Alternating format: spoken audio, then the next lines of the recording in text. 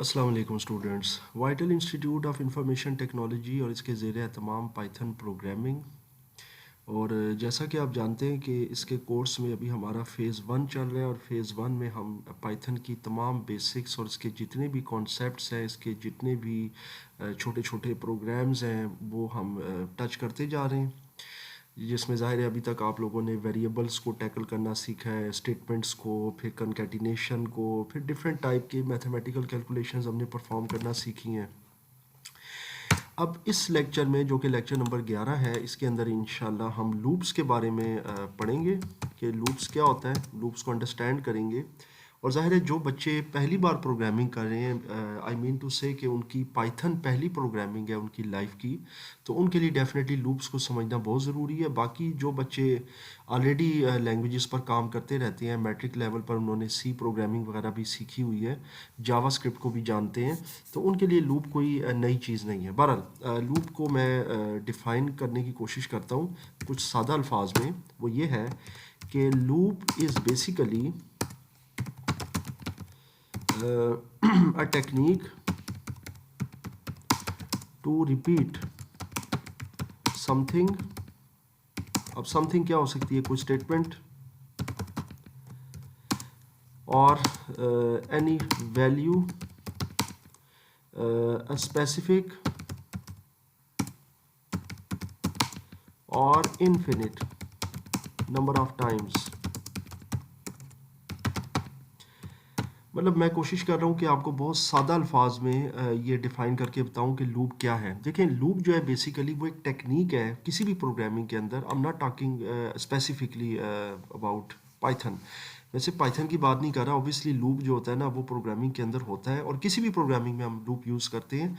तो बेसिकली एक टेक्निक है जिसके ज़रिए हम कुछ अपने स्टेटमेंट्स, कोई वैल्यूज़, कोई वेरिएबल की वैल्यूज़, कुछ भी हम किसी भी अपने प्रोग्राम का पोर्शन जो होता है कोई भी किसी टाइप का, वो हम स्पेसिफिक नंबर ऑफ़ टाइम, यानी कि जितनी बार हम चाहते हैं, या फिर इनफिनिट, हम जितना मतलब है उसको अनलिमिटेड चलाना चाहते हैं, तो वो हम यूज़ कर सकते हैं। यानी कि हम कोई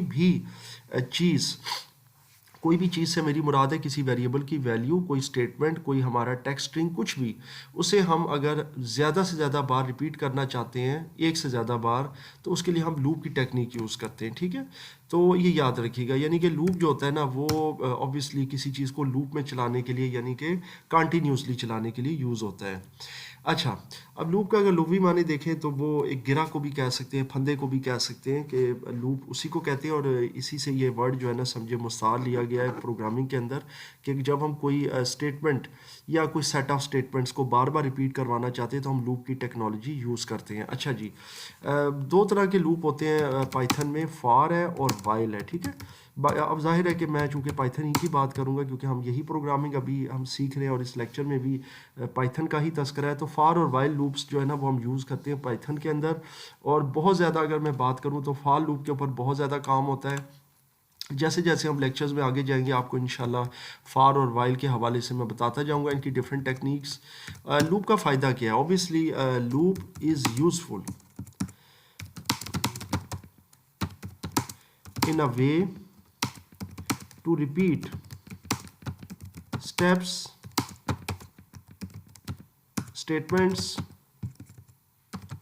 or any values। ठीक है, obviously required number of time,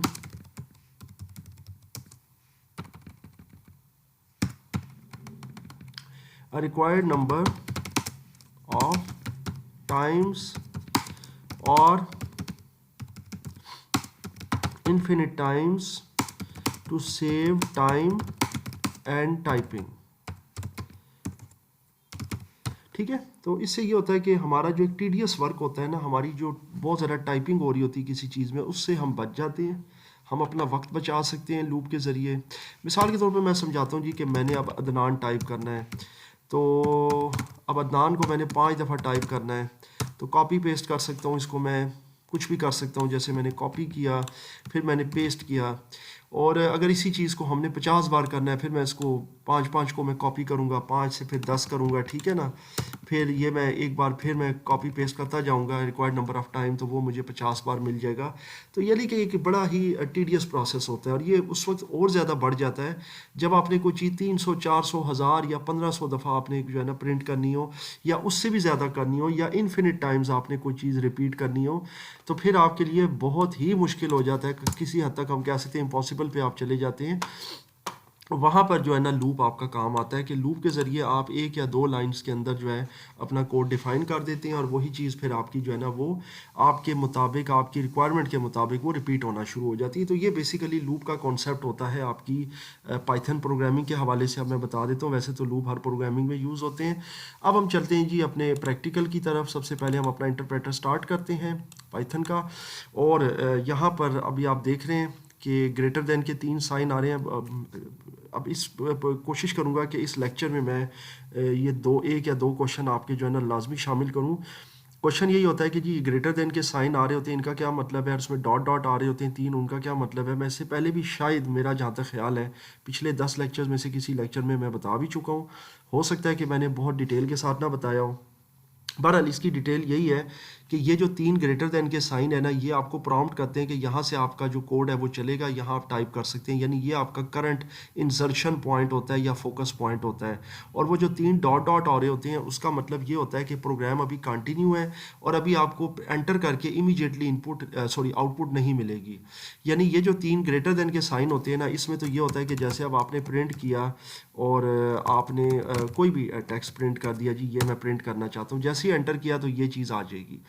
लेकिन जो डॉट डॉट होते हैं ना 3, उसमें ये होता है कि आप कुछ भी टाइप कर रहे होते हैं, जैसे ये प्रिंट इस तरह किया, कोई और स्टेटमेंट किया है, तो वो कंटिन्यू रहता है जब तक कि आप 2 बार एंटर ना करें। वो खैर जब आएगा तो वो भी आप साथ साथ देखते जाइएगा और उस पर नज़र रखिएगा, तो आपको समझ आ जाएगी कि वो कंटिन्यूटी ऑफ अ प्रोग्राम के लिए जो 3 डॉट्स हैं वो यूज़ होते हैं। जबकि ये जो ग्रेटर देन के 3 साइन है, ये आपको प्रॉम्प्ट करते हैं कि यहाँ आपका करंट इंसर्शन पॉइंट है, आपने कोई भी अपनी लाइन, कोई भी स्टेटमेंट एंटर करनी हो, जैसे ही आप एंटर प्रेस करेंगे अपने कीबोर्ड से, इमीडिएटली उसकी आउटपुट भी डिस्प्ले हो जाएगी।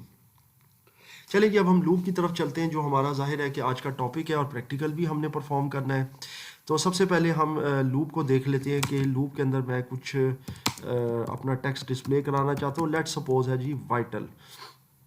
तो मैंने जी ए के अंदर वाइटल जो है ना वो मैंने अपना स्पेसिफाई कर दिया है। अब मैं फॉर का लूप यूज़ करता हूँ ए इन ए। ठीक है, ये जो फॉर इन है ना, बेसिकली ये आपका स्टेटमेंट है जो कि लगेगा वेरिएबल्स के साथ। ए इन ए का मतलब ये कि हम ए को जो है ना जी वो करना चाहते हैं प्रिंट। अच्छा जी, अब यहाँ तक तो ये चीज़ आ गई, साथ कॉलन लगा दें, और अब आप देख सकते हैं ये 3 कंटिन्यूटी वाले डॉट आ गए। इसका मतलब ये कि अभी ये इमीडिएटली जो है ना इसकी आउटपुट नहीं आएगी जब तक कि आप इसको खुद स्पेसिफाई नहीं करेंगे। चलें जी, अब मैं यहाँ पर प्रिंट करता हूँ ए और फिर एंटर करता हूँ, तो फिर आप देख सकते हैं 3 डॉट कंटिन्यूटी किया और उसने अभी प्रिंट नहीं किया। अब यहाँ ब्लैंक में एंटर करूँगा, यानी खाली एंटर करूँगा, कुछ भी टाइप नहीं करूँगा। अब इसकी आउटपुट आप देख सकते हैं कि ये डिस्प्ले हो गई है, और ये वाइटल जो है वो इस तरह वर्टिकली आ रहा है। ये बेसिकली आपका एक सिंपल सा लूप है। हो सकता है कि आपको कोई बहुत डीपली ना समझ आया हो कि ये लूप बेसिकली यहाँ क्या कर रहा है, क्योंकि इसने ये टेक्स्ट जो था ना इसको इसने वर्टिकली डिस्प्ले कर दिया, लेकिन बेसिकली ये लूप आपका जो है वो चल गया है। और लूप के अंदर अब हम जाहिर है अगर हमने कुछ किसी भी किस्म के नंबर को हमने डिस्प्ले करना है, 1 से लेके 5 तक, 10 तक, यानी हमने कुछ नंबर्स कोई फिगर्स को रिपीट करना है, वो कैसे कर सकते हैं। अब आपको मैं वो बता देता हूँ। देखें, फॉर ए इन, ये आपको पता है फॉर और इन का जो है ना ये लगेगा आपके साथ कीवर्ड, और ए वेरिएबल आप कोई भी डिफाइन कर सकते हैं, एक ही जगह पे बी कर सकते हैं, एक्स कर सकते हैं, कोई इशू नहीं है। फॉर ए इन, उसके बाद आ जाएगा जी रेंज। रेंज का कीवर्ड यूज़ होगा। इसका काम ये होता है कि जनाब आप एक रेंज स्पेसिफाई कर रहे हैं कि जनाब ये मेरा जो लूप होगा ना इतनी बार चलेगा, कोई भी लूप है। लेट सपोज मैं इसके अंदर रेंज डिफाइन कर देता हूँ 11। 11 का मतलब ये है कि ये लूप आपका 12 दफ़ा चलेगा। अब आप कहेंगे जी 12 दफ़ा कैसे चलेगा, उसकी रीज़न ये है कि जनाब ये जो लूप होता है ज़ीरो बेस्ड होता है। तो ये जैसा होल नंबर आप काउंट करते हैं ना, 0 1 2 3, तो ज़ीरो से स्टार्ट होते हैं। तो लूप की भी काउंटिंग या जो उसके स्टेप्स हैं वो ज़ीरो से स्टार्ट होते हैं। तो इसका मतलब ये हुआ कि अगर आपने कोई भी टेक्स्ट, कोई भी नंबर, कोई भी स्टेटमेंट आपने अगर 10 बार प्रिंट करना है या उसको 10 बार डिस्प्ले कराना है, तो रेंज में आप 9 देंगे, ठीक है, क्योंकि फिर 0 से 9 तक वो 10 बार करवा देगा। आई एम श्योर आपको ये चीज़ यहाँ तक समझ आ रही है। साथ कॉलन ऐड कर दें और एंटर कर दें। अब हम कंटिन्यूटी में आ गए जी। मैं बार बार अब ये लफ्ज़ यूज़ करूँगा ताकि आपको ये 3 डॉट और ये 3 ग्रेटर दैन सही समझ आ जाए। अब कंटिन्यूटी में आ गए जी, कंटिन्यूटी ऑफ अ प्रोग्राम। यहाँ पर सिंपली हमने प्रिंट कर देना है ए को, और अब हम एंटर करेंगे, फिर कंटिन्यूटी में फिर ब्लैंक एंटर करेंगे तो ये देख सकते हैं आपका लूप यहाँ पर परफॉर्म हो गया 0 से लेके 10 तक। ठीक है, ऑब्वियसली ये 11 यहाँ पर जो मैंने लिखा है ना, ये आपका इतनी ही बार हुआ है, ये देख सकते हैं आप। ठीक है, तो ये आपको आई एम श्योर आपको यहाँ तक समझ आ गई है, लेकिन लूप चूँकि 0 से स्टार्ट होता है तो फिर ये आपका इस तरीके से आ गया है। सो आई एम श्योर आपको ये चीज़ यहाँ तक समझ आ रही है कि ये इसकी एक रेंज है जो हमने स्पेसिफाई कर दी है 0 से लेके 11 तक, और ये ज़ीरो बेस्ड है, जो कि आपको पता है आपका ये होल नंबर के ऊपर जो आपका लूप है वो चलता है। चलें जी, ये तो खैर एक सिंपल सी रेंज है। मैं चाहता हूँ कि मेरा कोई टेक्स्ट रेंज की जगह, यानी इस नंबर की जगह पे कोई टेक्स्ट डिस्प्ले हो जाए इतनी बार। तो मैं यहाँ पर सिंपल ये करूँगा कि मैं पहले तो डबल ये जो टॉप एरो है ये दबाता हूँ, यहाँ पे प्रिंट के अंदर मैं एडिटिंग कर देता हूँ, मैं अपना नाम टाइप कर देता हूँ। ठीक है, और अब एंटर करता हूँ, ये देखें तो ये मेरा नाम जो होगा स्पेसिफाइक नंबर ऑफ टाइम जो मैंने रेंज में डिफाइन किए हुए वो आ जाएगा।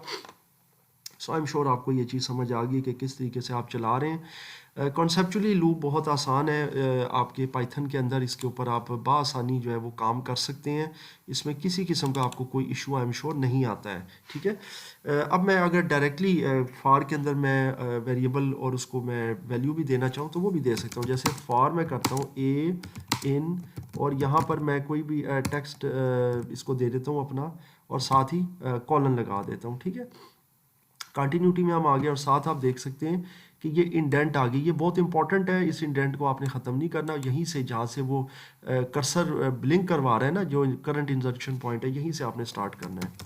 तो प्रिंट कर दें जी ए, और उसके बाद जब आपने एंटर करना है फिर एक और एंटर करेंगे ब्लैंक, तो ये आपका डिस्प्ले हो जाएगा, आप देख सकते हैं। तो ये इस तरह से भी आप टेक्स्ट को जो है ना वर्टिकली डिस्प्ले कर सकते हैं, जो इससे पहले भी मैंने आपको बताया है। तो आई एम श्योर आपको यहाँ तक रेंज की समझ आ रही है। इसके डिफरेंट ऑब्वियसली एस्पेक्ट्स हैं। न्यूमेरिकल रेंज जो है, जैसा मैंने भी आपको बताई है, वो इंशाल्लाह ताला मैं अब नेक्स्ट टॉपिक में डिस्कस करूँगा। आप जब तक इसकी प्रैक्टिस भी करें ताकि ये बेसिक्स आपको क्लियर हो जाए, तो नेक्स्ट जो हमारा लेक्चर होगा, लेक्चर नंबर 12, उसमें इंशाल्लाह आपको रेंज के डिफरेंट एस्पेक्ट्स मैं बताऊँगा कि किस तरीके से हम रेंज को डिफरेंट तरीक़ों से हम यूज़ कर सकते हैं, और फिर इसको कंपोजिट लूप को, या जिसको नेस्टेड लूप भी कहते हैं, तो उसको कैसे चलाते हैं, यानी लूप इनसाइड अ लूप, यानी एक प्रोग्राम में हम एक से ज़्यादा लूप अगर चलाना चाहें, फार वाले या कोई भी इंस्टेंस है, तो वो कैसे चलते हैं। तो बाकी इस हवाले से आपकी कोई भी सजेशन है तो वो आप मुझे ज़रूर दीजिएगा, और इंशाल्लाह मैं साथ साथ कोशिश करूँगा कि एक एक दो दो आपके क्वेश्चंस या जो भी आपके क्यूरीज होती हैं ना, कोई भी मसाइल होते हैं प्रोग्रामिंग के, वो भी मैं साथ साथ अगले लेक्चर्स में साथ साथ शामिल करता जाऊँ।